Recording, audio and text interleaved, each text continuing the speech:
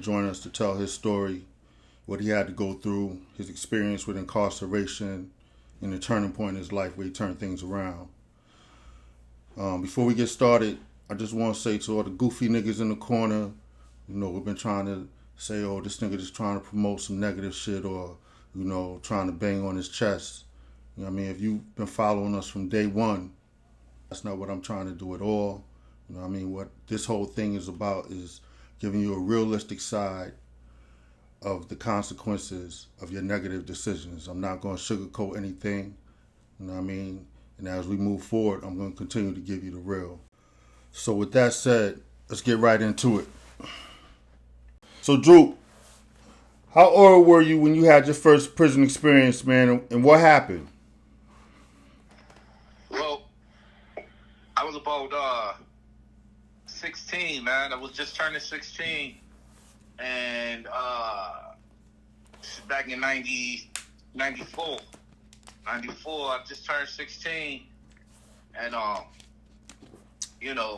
ended up getting snatched up on some juvenile stuff, because it was I had to turn 16. I initially caught the charge before that, but I caught another charge after I turned 16, so I was still out. Back then, they wouldn't, as long as your parents would come and get you, they wouldn't, you know what I'm saying? They wouldn't send you to Long Lake. You know what I mean? So I would sit there and get into trouble, and then the police would be like, "Oh, he's a juvenile," and if it was criminally based or whatever, I didn't even have a bond hearing. I was released from the precinct or the police station. So how old were you when you actually went to prison? 16, exactly. Okay. So what happened?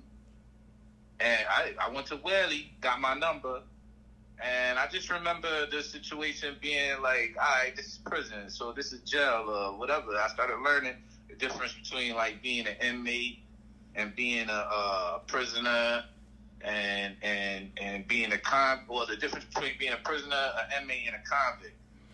But what happened to lead you to prison? What happened? Well, basically, what led me to prison was I was already getting into trouble, and I was really hyper. And before that, I thought I was going to be a big baseball player, big-time baseball player. And I had played baseball, but it was very successful until I got to high school, where my freshman year, I broke my leg playing football outside in the the complex, in the complex that we lived in. We used to always play football, and I ended up breaking my leg playing football. And my father didn't have no insurance for me, so I wasn't able to rehab my leg. So once the cast came off, I had one big leg, one little leg, and it was just my freshman year was atrocious because of it. I had to ride a little bus to school and stuff like that. And it's freshman year, it was very huge on my psyche, because my father was already explaining to me that when stop thinking about the baseball or fixing your leg for the baseball, because that's over with now. So I didn't think that was fair. But he was a very strict disciplinarian and old school and kind of humongously narcissistic in his parenting style, as well as physically abusive. So for my whole youth, I was rebellious and, handled in a very heavy-handed manner, a heavy-handed way. Yeah. I was very abused. I was abused. I would get, back then he would come to the school and everything, and back then if the teachers wouldn't say nothing if you came to school with bruises and stuff like that. You know what I mean? They wouldn't really say much, like, you know what I mean? So I would come to school with broken arms, broken bones and limbs and things of that nature, and it was like nothing, because I was super hyper, and you know what I mean? It was just part of my that part of my growth was first and foremost like that. So mentally, but back then I was forced a lot of education by the whip. My father forced me to read and master vocabulary and English and things of that nature, which led me to like history and things of that nature. But the whole mathematics aspect wasn't completely something that it was easy to learn because it's facts. So facts it was easy to learn for me. But mentally, I was so hyper that mentally I couldn't really focus on really learning. So I would get tired and bored when it came to learning, unless it was something that I was really, really interested in. So education in that way wasn't something that I really wanted, but it was forced down my throat, vocabulary-wise. And mathematics, I ended up learning to apply mathematics to my life at a later stage because during my youth, I was running around breaking limbs because I was so hyper and getting, into trouble with dudes to where it led me to getting stabbed up and betrayed by a lot of people. And loyalty thing was I had a lot of that misconstrued during my youth. What did you do? Well, I had gotten caught from somebody telling on me, basically for a stolen car, an accident, running from the cops, stuff like that. I ended up not even taking the weight for all of it. I ended up copping out to a larceny, but it led me to only doing a year. I did a year, but it was like the first time that I went to NYI. That's Men's Youth Institution, and NYI was the reality check on jail. Because it was all young boys, so there wasn't no older heads like in the county or basically at the county that could manage those. Like we was all savages managing ourselves, and it was just that whole thing was gangs, and that led me to all the gangs and all my connections and things of that nature around the town. So when I came home from jail, I was kind of connected, and able to, go out and do it again, not realizing the recidivism and not really caring because I didn't really have nobody out there when I was out on the street. So that's why I said it was important for me to understand what the difference between an inmate, a convict, and a prisoner. While in there, in order to overcome that recidivism. Recidivism. So if you had to look back, how many times have you been to prison in your lifetime? From the year 94 till 2007, I had did about maybe 3 years, 3.5, 4 years out from during that time. So I was in and out of prison for violations. Even if I tried my hardest to stay out of prison, I still went back to prison. It was once you was caught on that fishing line of prison, it is a revolving door. You can't be crooked enough to get past it. And that's the whole mentality is like, oh, well, they ain't gonna get me this time, Mm-hmm. And sometimes dudes, don't really even think beyond that. You know what I mean? They get stuck just on that. And those are kind of like inmates, and the difference between inmates and convicts is that convicts, they do things with a moral code and like a civilian, so you still got the world in your mind when you're in there. So how many times have you been to prison in your life, though? If you had to estimate, how many times have you been to prison? I mean, altogether, man, over a dozen times, bro. You wasn't getting it. So ultimately, what happened? What was the turning point in your life? Let's ask this: when was the last time that you've been to prison? In 2008, I got out in 2008, right by Christmas. You want right to go? before Christmas. You want to talk about what happened, or you want to keep it moving? I mean, it was, make a long story short, I had came home from a bid in '03, and when I came home in '03, caught a halfway house, stacked up my bread, changed locations, and still had the same mentality. Ended up catching a case after a 3.5 year to 4 year run on some pettiness, to where I assumed that the person I was buying from ended up setting me up. And to me, that was the last straw, my dude. That was the last straw for the game for me, because the game was so sour already with that last chance I had took. The best year I had was '05 or '06, where I lost a few of my little brothers. One that you're very familiar with too, as far as I'm concerned, Hannibal.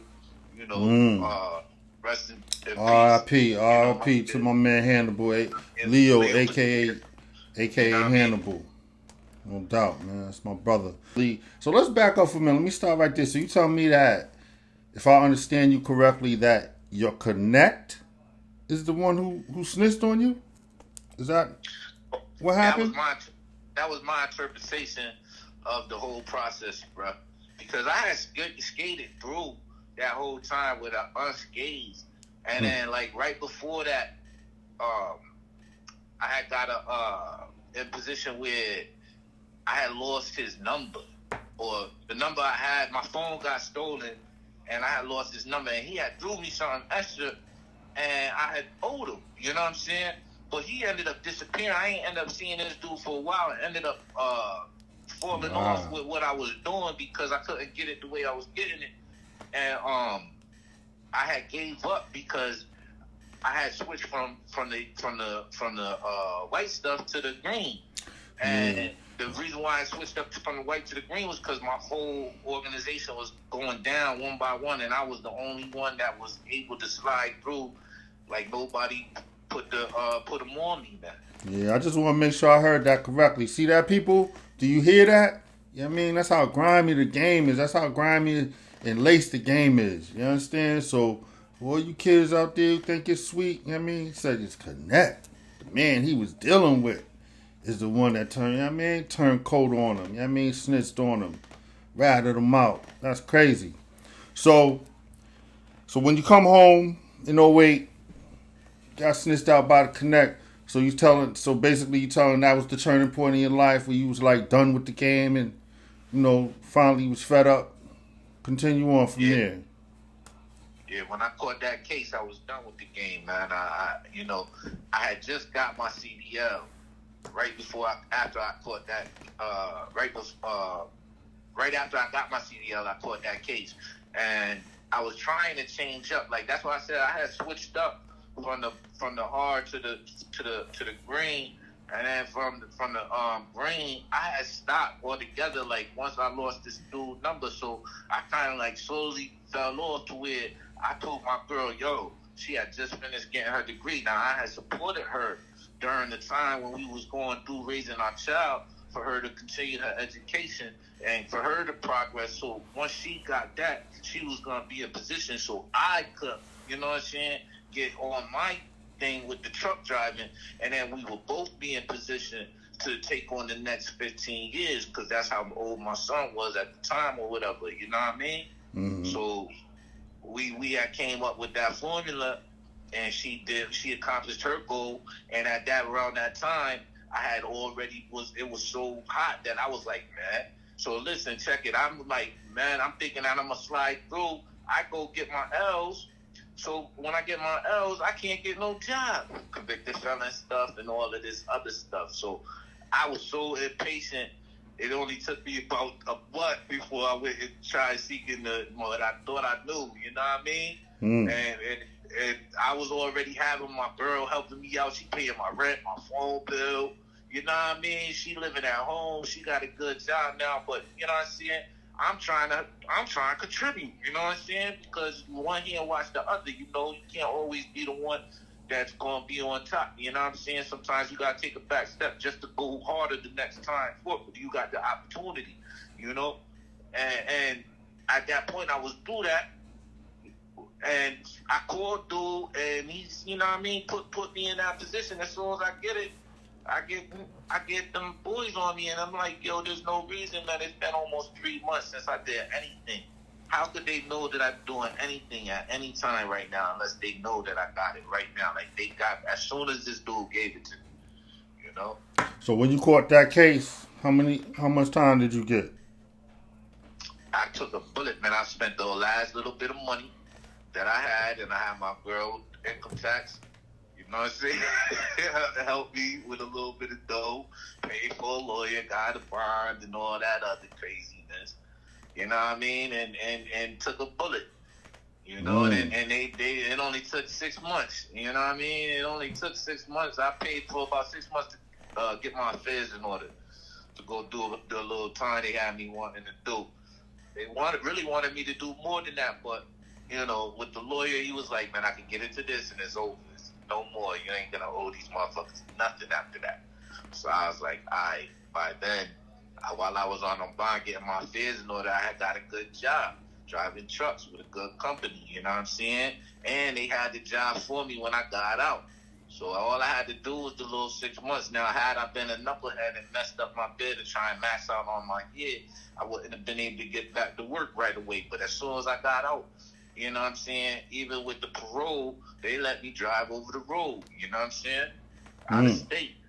As an inmate at that point, you know what I'm saying? Because I'm still an inmate. I'm out on parole. That's transitional TS. It was called TS, transitional supervision. Supervision. So talk to the people, man, and tell them now that you know how life has been. You know, you driving trucks now. How long you've been out of prison, and you know how life has changed for you, and how truck driving has changed your life in that regard. Well, I've been out of prison since '08, so you talking almost 13 years. And during the 13 years, I've been able to, you know, I've had a lot of hiccups. I've had a lot of ups and downs, but with the trucking, but it's given me time to, you know, work on my family and help take care of my kids and things of that nature, and develop a relationship with my sons. And you know, help develop one of my kids he's doing really great with this baseball thing, something that I was really big with when I was a kid. And he kind of like took that upon his shoulders to try and hold the weight for, and you know, it's been very beautiful to watch. It's a little expensive, you know what I mean, but I just wish somebody would have did it for me, you know what I mean. Exactly. So, you know, I'm sure it's people who's going to be watching this saying, you know, you out the game now, nigga. It's easy for you to sit back and talk about how you are not out here, you not in it, you not dealing with it. You know what I mean? So, give a positive message to these young cats out here, man. You know, like I said from the beginning, I'm not trying to sugarcoat this. Everything that we bring you is real. You know what I mean? It's not trying to promote or something glamorize. It's not something that we're trying to glamorize. Advice would you give them that would be lead them in a more positive direction so they wouldn't go that route, if you could? Listen, man, you gotta just have a goal. And if you don't have no goals, then you need to start looking inside yourself to find where you want to be. You know, you can't look outside externally. You have to look inside, internally, in order for you to, and I'm not talking like physical, I'm talking about inside the mind, and exercise and educate yourself. This knowledge itself is important for this world because of all the images out here meant to distract. But regardless to what, I didn't get in this trucking thing to sit here and work for somebody. I got in this trucking thing because it was the only thing that I knew that I could do, which is one of the 5 most dangerous things to do in this country. But I had to do something in order to make a way for the future, man.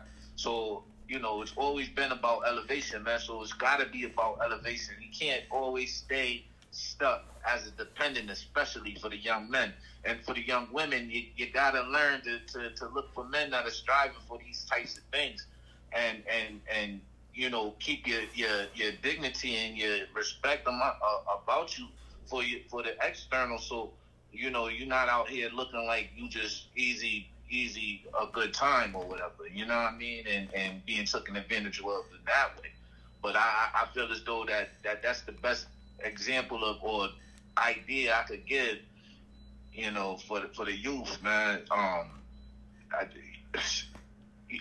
got my own truck. I finally worked for it. I paid it all. You know what I'm saying? And I'm still paying for it. But it makes me money, you know what I'm saying? And it makes me enough to take care of my family, man. And I don't have to ask for nothing from nobody. Like, you know what I'm saying? If I need insurance, I pay for it. If I need medical, I pay for it. You know what I'm saying? If my kids, you know, need something, I pay for it. You know what I mean? I make sure that as long as I have the ability to work, I try and capitalize off of every day. Boom. There it is. You know what I mean? That man's an entrepreneur now. You know what I mean? He been through a lot. Went through a hell of a journey. But now he's a family man. He's driving his trucks. He's able to hold things down, be responsible. You know what I mean? So ultimately, that's what it's all about. You know what I mean? So again, we bring it to you not as anything negative, but just to give you a glimpse into the real realities of what negative decisions and the consequences that they bring. We're going to wrap it up there. Droop, thanks for joining me, man. I really appreciate you sharing your story. I hope that, you know, when the people listen to this, that, you know, somebody will get something out of it. You know what I mean? And before I go, I just want to say, anybody out there in the Connecticut area, if you're in the Connecticut area and you are an airbrush artist, or you're someone who knows a thorough airbrush artist, hit me up at the Instagram that you see below and send me a copy of some of your work, man. I'm trying to do some business. I'm trying to do some BI. You know what I mean? So on that note, I'm going to wrap it up. Droop, like I said, man, thanks for joining us. Thanks for sharing your story with the people. You know what I mean? Yes. And we're going to say peace and good night. You guys stay safe out there. Peace.